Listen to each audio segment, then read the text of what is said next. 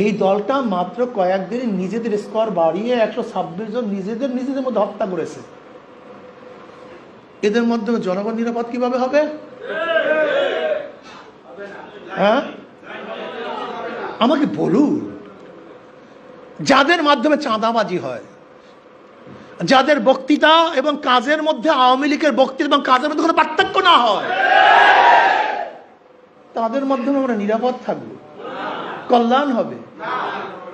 ওই আগেই বলেছি না, কয়লার কোন অংশ পরিষ্কার করবেন?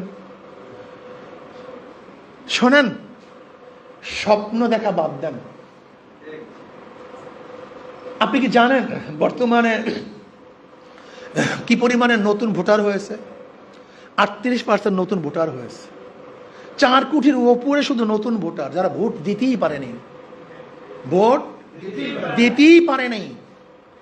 এর ওই ধানের শীষ বা অমুক শীষ তাদের মনে নেই। এরা জিয়াউর রহমান সাহেবের আদর্শ ভুলে গেছে, জানে না, জিয়াউর রহমানকে দেখে নাই।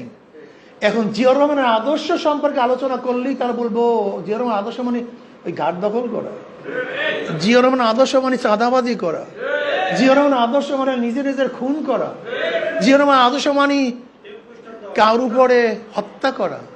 এটা মনে কিছু নিয়েন না, এটা বলবে, এটা স্বাভাবিক। যারা কোনোদিন, যাদের বয়স 20-30 বছর, তারা তো কোনোদিন কোনো জায়গায় ভোটই দিতে পারে নাই। তারা জন্ম হয়েছে এই তারিখে, ভোটার হয়েছে 16 বছর পরে। তাদের অবস্থা রাখে। আমাকে বলুন তো, ইসলামী আন্দোলন বাংলাদেশ কি চায়? ইসলামী আন্দোলন বাংলাদেশটা কি জানেন আপনারা কারা? আপনারা এমন এক জাতি, এমন এক গোষ্ঠীর, জন্মের পর থেকে আজ পর্যন্ত আপনার কথা এবং কাজে মিল। আপনারা এমন একটা গোষ্ঠী, আমার সাথে বহুত বড় বড় একেবারে বাংলাদেশের সর্বোচ্চ পর্যায়ের বৈঠকে বলেছিলাম, দেখেন আমাদের ইসলামী আন্দোলন গোপন টোপন বলতে কিছু নেই। আমরা এই গোপনে যে কথা বলি, ওই মাঠের মধ্যে একই কথা। গোপনে যার সাথে সম্পর্ক, মাঠের মধ্যে একই সম্পর্ক। আমাদের ভিতর আর বাহিরের মধ্যে কোনো পার্থক্য নেই। আপনি এখনো বলতে পারেন আমাদের কোনো গোপন জিনিস নেই। ওই এখানে যে কথা বলতেছি মাঠে স্পষ্ট ওই একই কথা বলি, এই গোপন টোপনের মধ্যে আমরা নেই। ইসলামী আন্দোলন বাংলাদেশ, আপনারা কারা?